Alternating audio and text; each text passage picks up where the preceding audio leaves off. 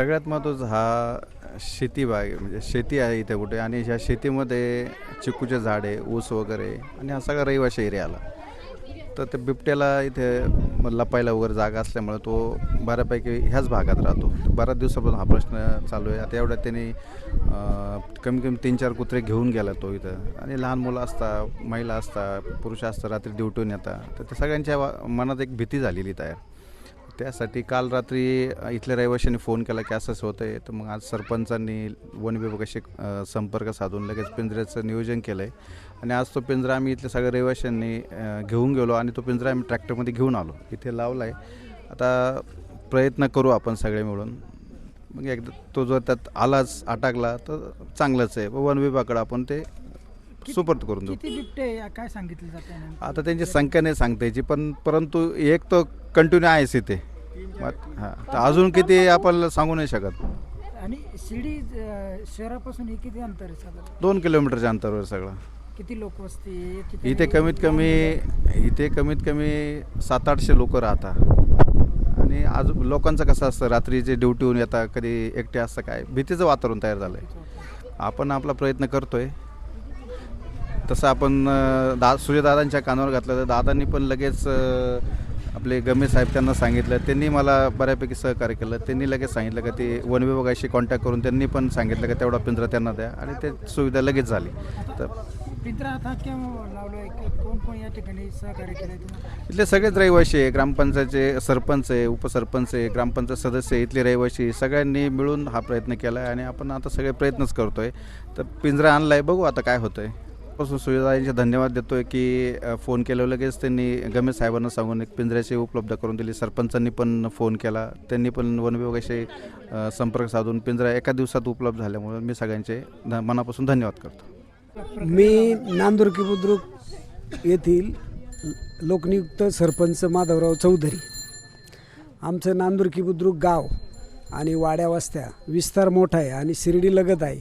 हे सर्व इथलं नांदुर्की बुद्रुकचं जे आम्ही कामकाज नामदार राधाकृष्ण विखे पाटील, आपल्या जिल्ह्याचे पालकमंत्री आणि माननीय सुजयदादा विखे पाटील यांच्या मार्गदर्शनाखालीच नांदुर्की बुद्रुक येथे कामकाज करत आहे. आणि आज कुरुस्तान नगरमध्ये पिंजऱ्याची आवश्यकता आहे असा मला फोन आला. त्याच्यानंतर आम्ही जनसेवा कार्यालय यांच्याशी संपर्क करून आणि वन विभागाची संपर्क करून या सर्व प्रक्रिया झाल्यानंतर पिंजऱ्याची त्वरित उपलब्धता झाली, आणि तो पिंजरा आपण गुरुस्थान नगर येथील ग्रामस्थांच्या मागणीवरून, आणि काल इथं 3 दिवसापासून कमीत कमी हा बिबट्या येतो आहे. त्याने काल इथं कुत्र्याची सुद्धा एक शिकार केली, आणि लहान मुलं असतात, शाळेत मुलं, कोणी ड्युटीवर जाणं असं रात्री वगैरे, आणि इथं सर्व शेती असल्यामुळं साईडला सर्व शेती असल्यामुळं सगळं बाग बगीचा आहे, चिक्कूचा बाग आहे आणि तसेच पेरूची बाग आहे, आणि त्याच्यातच ह्या वस्ती वसलेली गुरुस्थान नगर. त्यामुळं इथं लपायला बिबट्याला चांगली जागा आहे, आणि या दिवसात त्यांना शिकार नाही मिळाली म्हणजे ते कुत्रे किंवा अन्य किंवा मानव प्राण्यावर हल्ला करू शकतात. या उद्देशानं आम्ही त्वरित पिंजरा उपलब्ध केला, आणि तो ईद आज लावलेला आहे पिंजरा.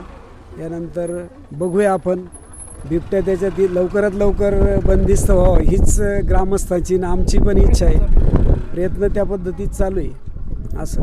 आणि हे पिंजरा उपलब्ध केला किंवा येथील ज्या सुखसुविधा असतात ह्या आम्ही माननीय नामदार राधाकृष्ण विखे पाटील आणि सुजयदादा विखे पाटील यांच्या मार्गदर्शनाने आणि त्यांचे आम्ही वेळोवेळी मार्गदर्शन घेत असतो. आणि आज हा पिंजराही त्यांच्या ऑफिसच्या सहकार्याने उपलब्ध झाला, त्याबद्दल त्यांचे खूप खूप धन्यवाद ग्रामस्थाच्या वतीने, तसेच गुरुस्थान नगरच्या जे ग्रामस्थ आहे त्यांच्या वतीने सुद्धा त्यांचे खूप खूप आभार.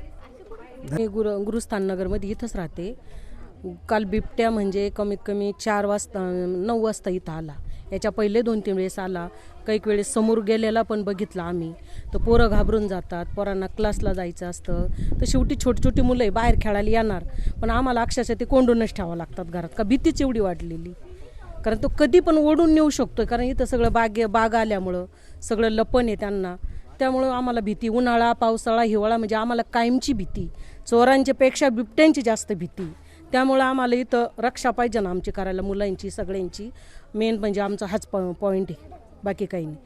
हो आम्हाला ताबडतोब म्हणजे आम्ही कुठल्याही गोष्टीला आम्ही कॉल केला तर इथले सरपंच लगेच आमच्यासाठी धावत येतात. परत शिवाय सुजित दादा पण आमचे कामं करतात, म्हणजे आम्हाला अडचण कुठंच येत नाही. आम्हाला त्यांची नेहमी येळी कधी निम्या रात्री असू आम्हाला मदत होती. आता काय मागणी, बिबटीचा बंदोबस्त झाला पाहिजे. झालाच पाहिजे आमची ती मागणी, बिबट्याचा बंदोबस्त झालाच पाहिजे. परत इथं आमचे लाईट इथं अंधार नेहमी आम्हाला बल्ब नसतात, लाईटाचा आमचा नेहमी प्रॉब्लेम आहे. आम्हाला दादांचं सहकार्य आहे आणि याच्या पुढं राहील, आम्हाला अपेक्षा आहे. आणि सुजित दादा आमच्यासाठी आहे म्हणून आम्ही इथं जगतोय आणि राहतोय, एवढीच आमची विनंती. मी अद्वैत कुलकर्णी, मी गुरुस्थान नगरमध्ये राहतो. आम्हाला खूप भीती आहे बिबट्याची. आम्ही त्याचे पंजे पण पाहिलेले. आम्हाला बाहेर खेळताच येत नाही. कधी बघितले?